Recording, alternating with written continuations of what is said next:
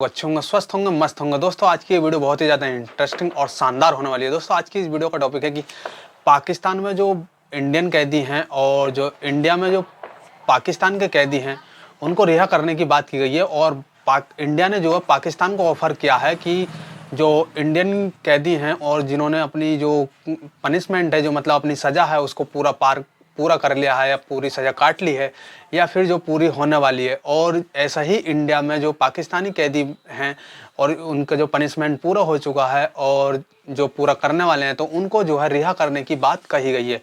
India ने जो है पाकिस्तान को ऑफ़र किया है कि इस तरीके से आप जो है ये कर लीजिए। तो आज की इस वीडियो में यही होने वाला। वीडियो को शुरू से लेकर लास्ट तक का जरूर देखते रहिएगा और जो हमारे चैनल पर पहली बार आए हैं वो चैनल को सब्सक्राइब जरूर कर लेगा। चलिए दोस्तों वीडियो को बिना देरी के कर लेते हैं शुरू। पॉजिटिव पैगाम है, अगर वो कुलभूषण को लेना चाहते हैं तो फिर साजिश है। ठीक है, नहीं उसके अंदर कुलभूषण को वापस नहीं करना चाहिए। बाकी जो उन्हीं की कैटेगरी है, जिस तरह फिशरमैन उनके ये इस तरह हो जाना चाहिए। गलती से कोई बॉर्डर क्रॉस कर जाता है उनका या हमारा, उनकी तहवील जो है वो हो जानी चाहिए। अगर यहाँ पाकिस्तान में उनके ना पकड़े जाते प्रिजन्स तो फिर इंडिया ये ऑप्शन ना देता। तो इंडिया ने तो हमारे जो 93,000 फौजी पकड़े थे वो भी तो छोड़े, काफी हद तक छोड़ दिए। तो फिर अगर तब तो हमारे पास उनका कोई इतनी मिकदार में कैदी मौजूद नहीं था। उनके पास तो 93,000 पाकिस्तानी फौज के कैदी मौजूद थे वहाँ पे, उन्होंने वो छोड़ इस ऑप्शन का मुझे नहीं पता, सॉरी। इंडिया का मिसाइल पाकिस्तान में आकर गिरा है, पाकिस्तान का एक भी मिसाइल गलती से इंडिया में नहीं गया। तो इंडिया का जो सिस्टम है वो गलत है, उसमें खराबी आ सकती है, पाकिस्तान के सिस्टम में खराबी नहीं आ सकती। कायदे आज़म ने फरमाया था कि जो है ना हिंदू जो है ना वो दोगली कौम है और जो है वो कभी भी पाकिस्तान के जो है ना वो साथी नहीं बन सकते, दोस्त नहीं बन सकते। ठीक हो गया। कायदे आज़म ने फरमाया था। देखिए ऐसा मैं गारंटी से कहता हूँ कि कायदे आज़म ने कभी ये नहीं कहा कि हिंदू दोगली कौम है। जुल्फकार अली भुट्टो जो वजीर आजम थे, उन्होंने इंदिरा माई को माई कहकर ललकारा था कि माई तुम वहाँ पर जितनी मर्जी डेवलपमेंट कर लो, जो मर्जी वहाँ पर बना लो, लेकिन कश्मीरी फिर भी पाकिस्तान का साथ देंगे। ये आज की डेवलपमेंट नहीं है, ये जुल्फकार अली भुट्टो साहब के टाइम से ही इंडिया वहाँ पे डेवलपमेंट अब की नहीं है।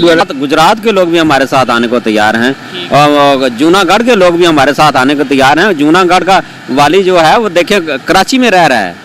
उधर वो लोग पाकिस्तान का झंडा लहराते हैं उधर जूनागढ़ में। जी, जूनागढ़ में।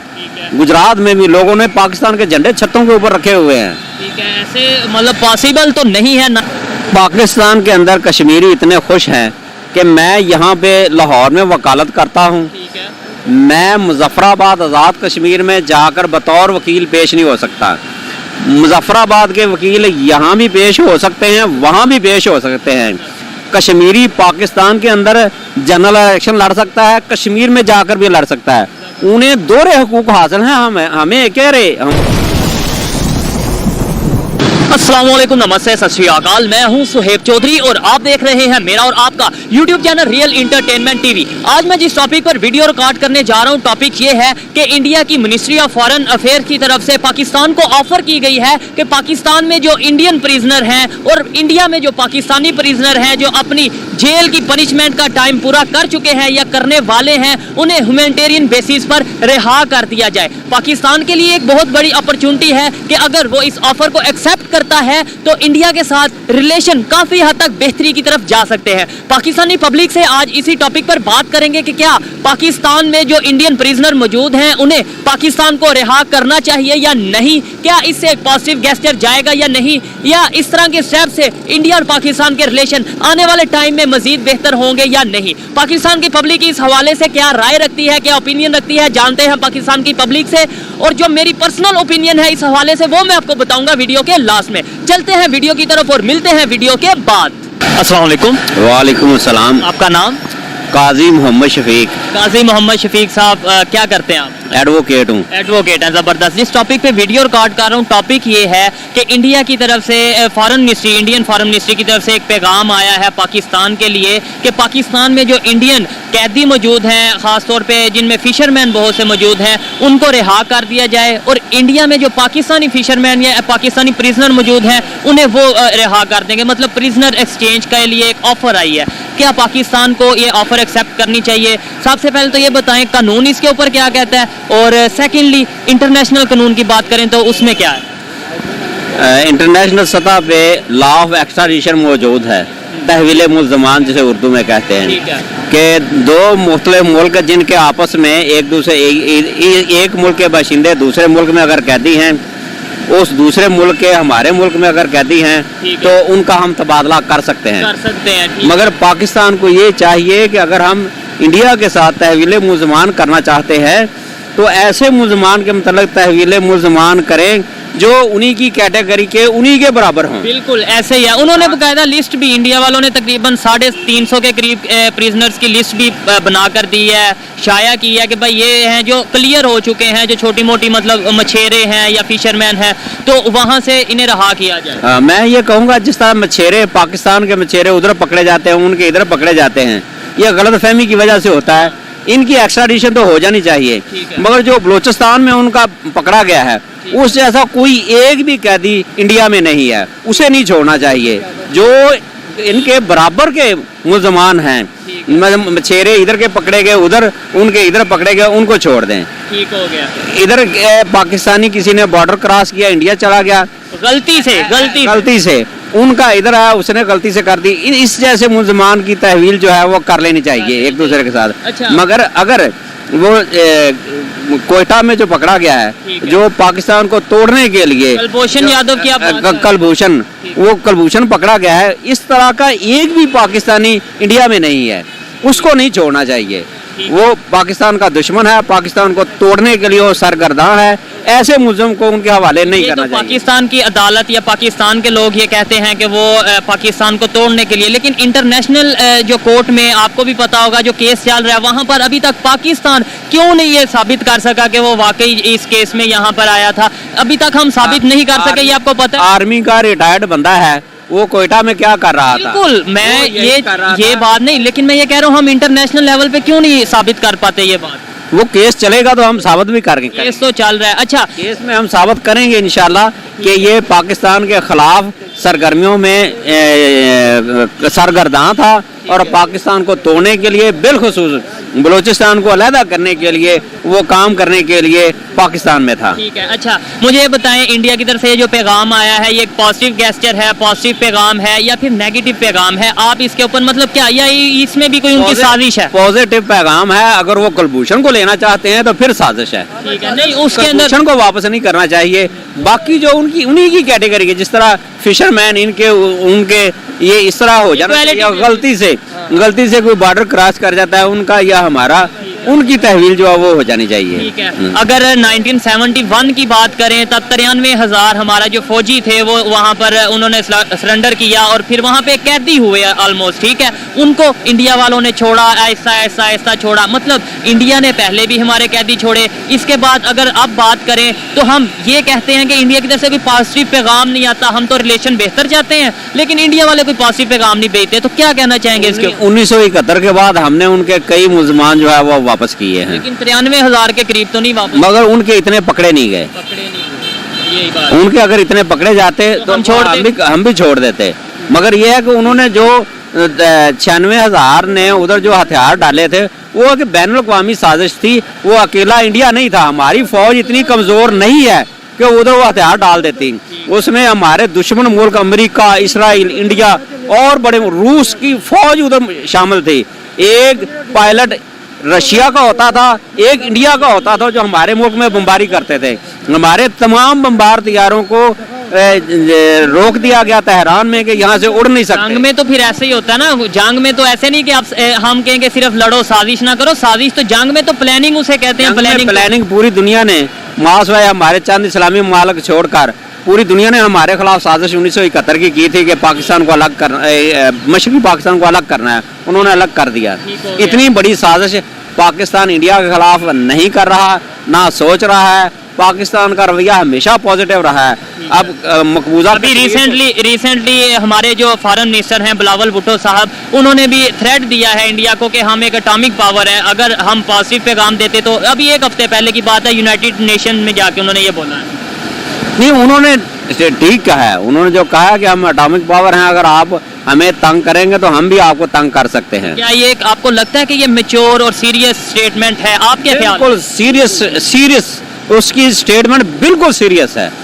तो फिर इस तरह की स्टेटमेंट से शायद इंटरनेशनल कंट्रीज ये कहती हैं कि पाकिस्तान के जो एटॉमिक असासे हैं वो महफूज नहीं है, कि जब दिल करता है इनका ये थ्रेट दे देते हैं। इंडिया का मिसाइल पाकिस्तान में आकर गिरा है, पाकिस्तान का एक भी मिसाइल गलती से इंडिया में नहीं गया। तो इंडिया का जो सिस्टम है वो गलत है, उसमें खराबी आ सकती है, पाकिस्तान के सिस्टम में खराबी नहीं आ सकती। जब भी आप देखेंगे, जब भी तैयारों ने फजाई हदूद की खिलाफ वर्जी की है, वो इंडिया के तैयारों ने की है, पाकिस्तान के ने नहीं की। हम उन्हें कुछ नहीं कहते रहे, मगर आखिर तंग आकर मकबूजा कश्मीर में जो आ गए थे, हमारी हदूद के अंदर आए थे, उनको पाकिस्तानी हदूद के अंदर गिराया गया। वो पाकिस्तान तंग आ चुका था। तंग आ चुके हैं। अब लास्ट में ये बताएं, हम कैसे, आप पहले तो ये बताएं, इंडिया के साथ रिलेशन बेहतर चाहते हैं पाकिस्तान वाले, या आपकी अगर बात करें इंडिविजुअली इंडिया के साथ, अपने नेबर कंट्रीज के साथ हमें रिलेशन बेहतर के साथ हमें ताल्लुकात बेहतर करने चाहिए। ये उस वक्त तक ठीक नहीं हो सकते जब तक मकबूजा कश्मीर का मसला हल नहीं हो जाता। ठीक है, तो वो कैसे हल होगा? 75 साल में नहीं हल हुआ तो ऐसे आगे कोई ऐसा फार्मूला, कोई ऐसी पॉलिसी जो पाकिस्तान को अपनानी चाहिए या इंडिया को अपनानी चाहिए या यूनाइटेड नेशन को अपनानी चाहिए, जिसे मकबूजा कश्मीर जिसे हम कहते हैं, और यहाँ वो पाकिस्तान वाले कश्मीर को जो कहते हैं कि इशू है, तो वो कैसे हल हो? बरतानिया ये मसला छोड़कर गया था, बरतानिया को चाहिए इसमें कुलीदी किरदार अदा करे, यूएनओ को कहे कि मकबूजा कश्मीर जो है पाकिस्तान को दिया जाए, या वहाँ पाकिस्तान को दिया जाए, प्लेबसाइट करवा लें।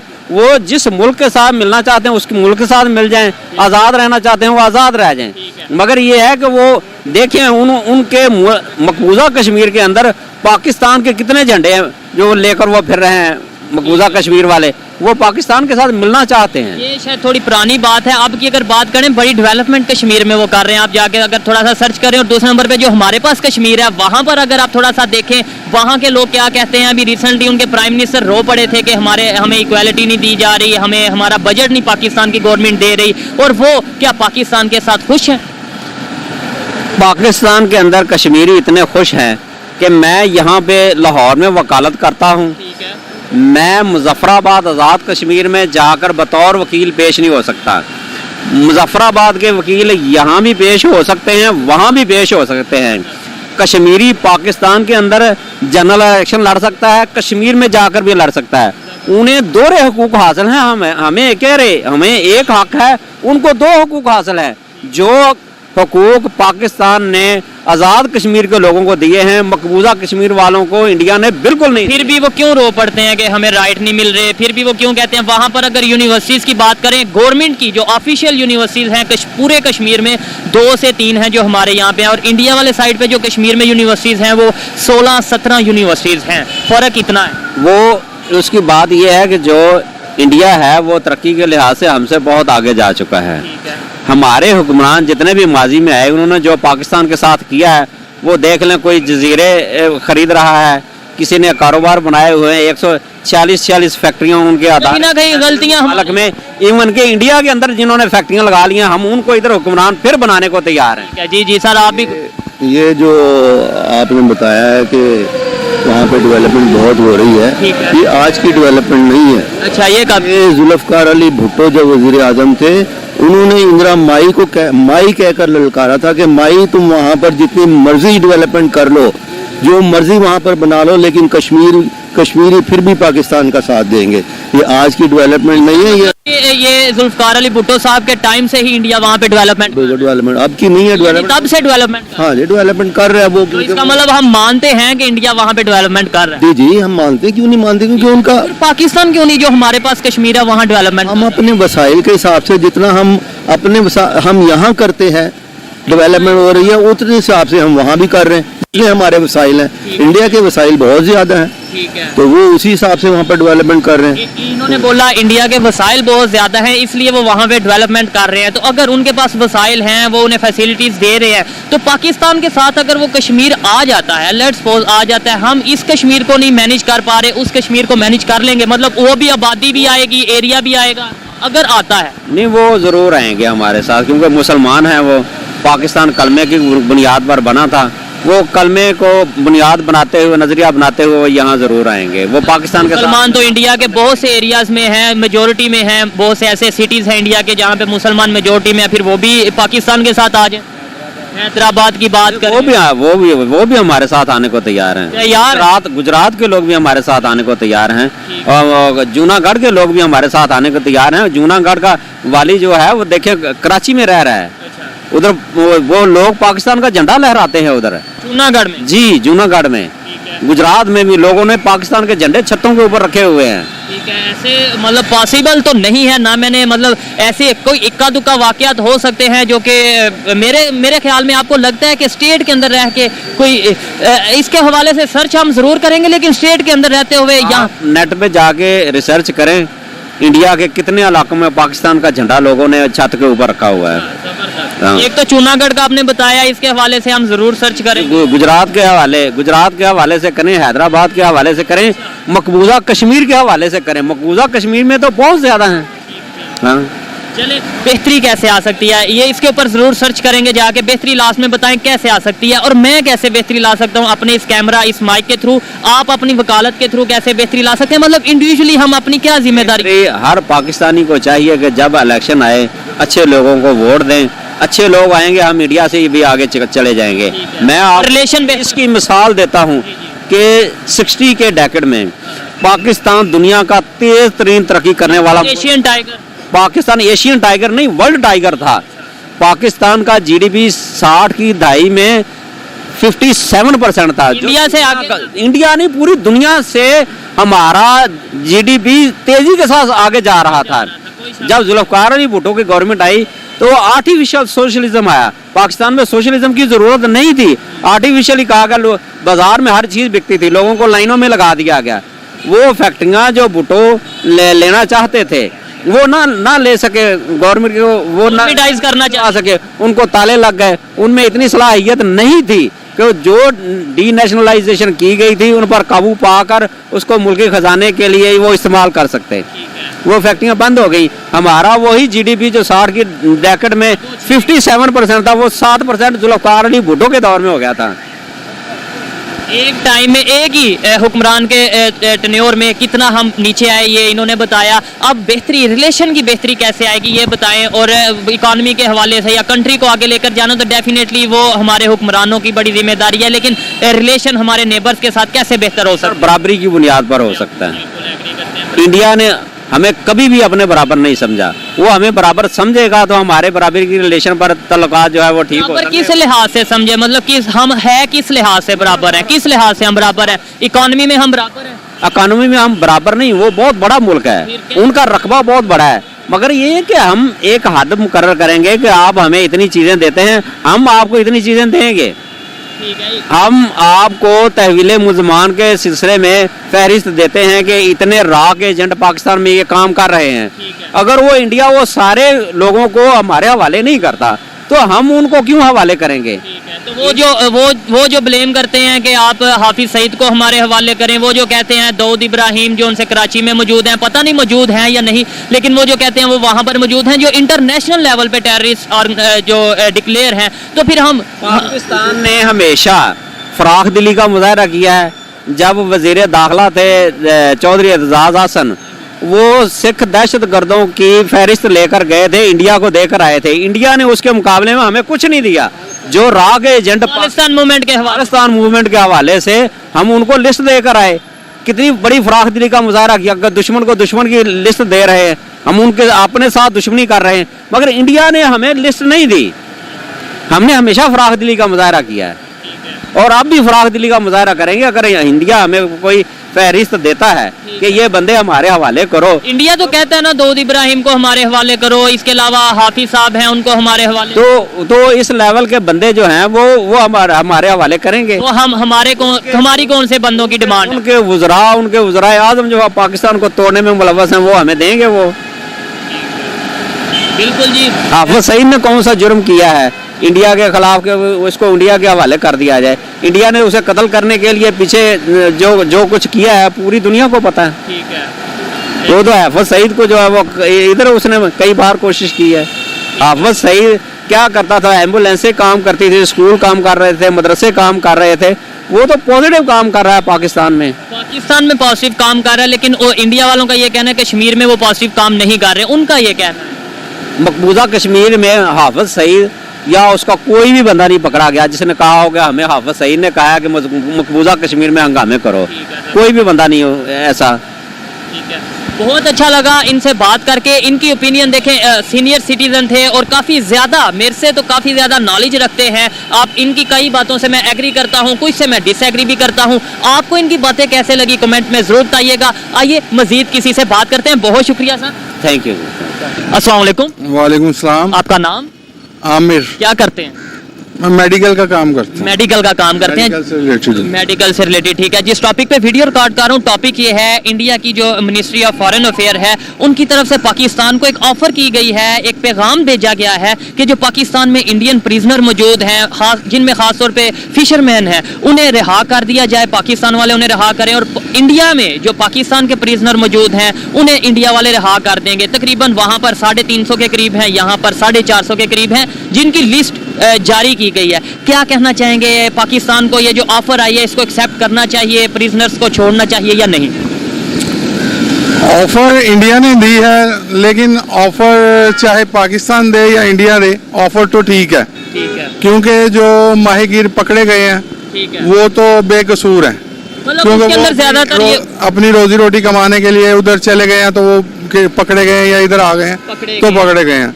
उनमें कोई जासूस वगैरह या ऐसा तो कोई चक्कर नहीं है। ठीक है, तो ऑफर तो ठीक है, बाकी तो दोनों मुल्क सपोज अगर होता भी है, यहाँ से कोई जासूस होता है, वहां से कोई होता है, लेट्स सपोज, तो उसको तो देखें, हमारी एजेंसीज का काम है उसे देखे, उसे ना छोड़े। लेकिन जो कुछ बेकसूर हैं जिन्हें पता नहीं चला, जो गलती से, ये अक्सर पाकिस्तान की तरफ से ये कहा जाता है, हम लोग ये कहते हैं जी हम तो हमेशा मोहब्बत का वो मैसेज देते हैं, इंडिया की तरफ से कोई मैसेज नहीं आता। अब ये इंडिया की तरफ से पहले भी वैसे तो आता रहा है, डायरेक्टली मैसेज आते रहे हैं, उनके प्राइम मिनिस्टर मैसेज देते रहे हैं, लेकिन अब फिर मैसेज आया, ये एक मोहब्बत का ही मैसेज है ना कि ह्यूमैनिटेरियन बेसिस पर आप जो उनसे प्रिजनर्स को छोड़ दें। तो क्या अब हमें भी इससे 2 कदम बढ़ के कोई मोहब्बत का पैगाम भेजना चाहिए?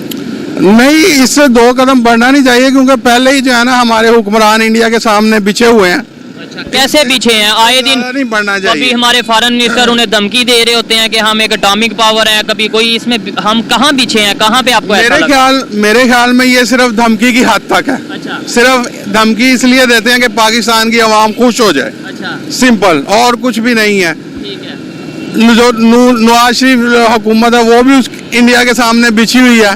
इमरान खान ने कहा था कि मैं आके कुछ कर दूंगा, लेकिन वो भी बिछा रहा है। उन्होंने किया तो है, आके ट्रेड बंद कर दी है, ये हालांकि फायदा कुछ भी नहीं हुआ ट्रेड में। बात सुने, मैं कश्मीर के ऊपर यहाँ खड़ा होकर जितने मर्जी बयान देता रहूं, उससे कश्मीर आजाद नहीं होगा। फायदा कोई नहीं है, प्रैक्टिकली कुछ कर। अक़वाम मुत्तहिदा में जो है वो जाके बयान दिए, कश्मीर आजाद हो गया, वहाँ पे कत्लेआम बंद हो गया, वहाँ पे तो गरीब वैसे ही मर रहे हैं, मजलूम वैसे ही मर रहे हैं। ये ठीक है, थोड़ा सा करेक्शन करने की जरूरत है कि वहाँ पर इस टाइम क्या सिचुएशन है, वहाँ पे बड़ी डेवलपमेंट भी हो रही है। खैर, पॉजिटिविटी का पैगाम दे रहे हैं। कैसे इंडिया और पाकिस्तान के रिलेशन बेहतर होंगे, मतलब क्या ऐसा किया जाए आपके ख्याल में? इंडिया और पाकिस्तान के रिलेशंस देखें, जो ऑप्शन है इस वक्त माहीगीर की जो पकड़े गए हैं वो तो एक्सेप्टेबल है ना, एक्सेप्टेबल है, वो तो एक्सेप्ट होनी चाहिए, क्योंकि उसमें पिस्ता गरीब आदमी है, चाहे इधर का हो चाहे वहाँ। इधर का हो चाहे उधर का हो, क्योंकि इंडिया में भी मुसलमान है, मुसलमानों के अलावा इंसान है ना, इंसान है, उनके ऊपर भी जो है वो मुजालिम होते हैं।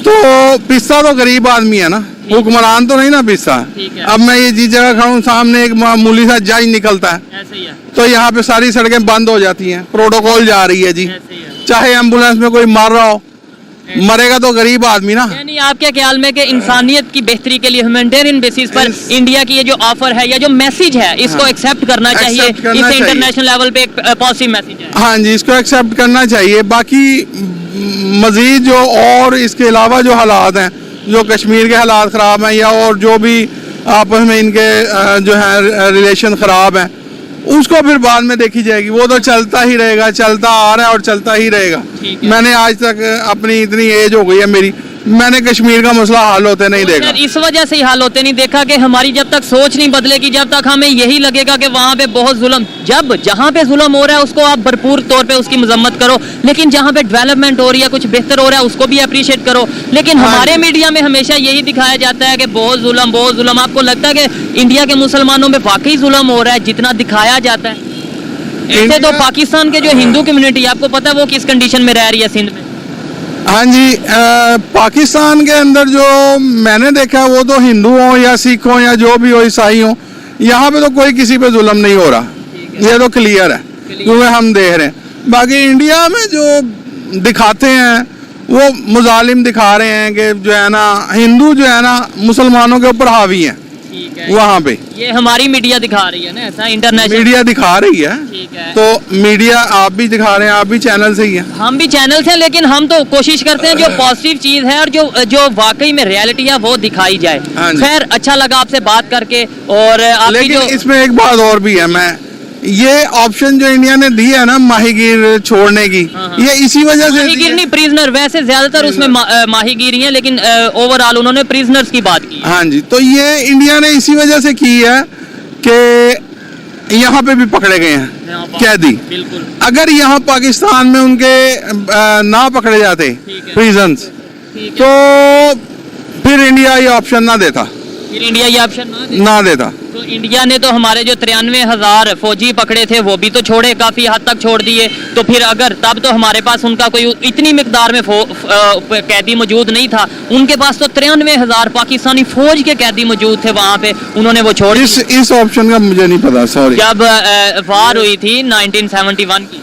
ओह, ये तो आप बहुत पुरानी बात कर रहे हैं ना, इसको आप छोड़ दें। ये कायदे आज़म ने फरमाया था कि जो है ना हिंदू जो है ना वो दोगली कौम है और जो है वो कभी भी पाकिस्तान के जो है ना वो साथी नहीं बन सकते, दोस्त नहीं बन सकते। ठीक हो गया। कायदे आज़म ने उन्होंने फरमाया था, ठीक है देखें, ना? ऐसा मैं गारंटी से कहता हूं कि कायदे आज़म ने कभी ये नहीं कहा कि हिंदू दोगली कौम है, वो पाकिस्तान के साथी नहीं बन सकते। उन्होंने ये कहा था, ये कहा होगा कि हिंदू और मुस्लिम दो अलग कौमें हैं, वो एक साथ शायद नहीं रह सकते। ये नहीं कहा था कि दोगली। लेकिन थोड़ा सा हम ऐड कर देखें, बात ये है ना कि आपने जो बात की है, आपने जो बात की है और मैंने बात की है, उसका अगर रिजल्ट निकाले तो एक ही निकलता है। लेकिन उन्होंने बात की है एक तरीके से डके छुपे अल्फाज के अंदर ही है। लास्ट में लास्ट में बस ये बता दें, आप इंडिया के साथ या अपना कोई भी नेबर कंट्री या उसके साथ रिलेशन बेहतर चाहते हैं या नहीं?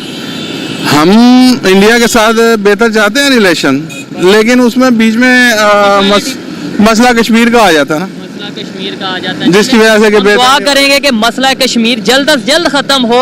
और उम्मीद है कि अब मसला कश्मीर जरूर खत्म होगा, क्योंकि ये वक्त की जरूरत है। आइए मजीद जी और मसला कश्मीर करने वाले खत्म करने वाले हुक्मरान आए पाकिस्तान आए, और जो हम लोगों ने लाने हैं, बल्कि हम लोगों ने खुद खत्म कर इंडिया के सामने बिछे ना। ठीक है, इक्वालिटी बेसिस जी ना करें। चलें, ठीक है जी। सो गाइस, ये थी आज की वीडियो। जैसे कि आप लोगों ने देखा कि जो पाकिस्तान में कैदी हैं और जो इंडिया में कैदी हैं उनको जो है रिहा करने की बात कही गई है, जो कि इंडिया ने जो है पाकिस्तान को ऑफर किया है कि आप जो हमारे यहाँ के जो कैदी हैं उनको जो है रिहा कर दीजिए, जिन्होंने पनिशमेंट को पूरा कर लिया है या जो पूरा करने वाले हैं। और ऐसा ही इंडिया की तरफ से कर दिया जाएगा जो पाकिस्तानी कैदी हैं। होप सो आपको ये वीडियो पसंद आई होगी। वीडियो पसंद आई हो तो वीडियो को लाइक करें, चैनल को सब्सक्राइब करें। और दोस्तों, वीडियो पसंद आई हो तो वीडियो को जो है लाइक एंड शेयर करना तो बिल्कुल ना भूलें। तो चलिए दोस्तों, मिलते हैं फिर से अगली नेक्स्ट वीडियो में। तब तक के लिए जय हिंद, जय भारत।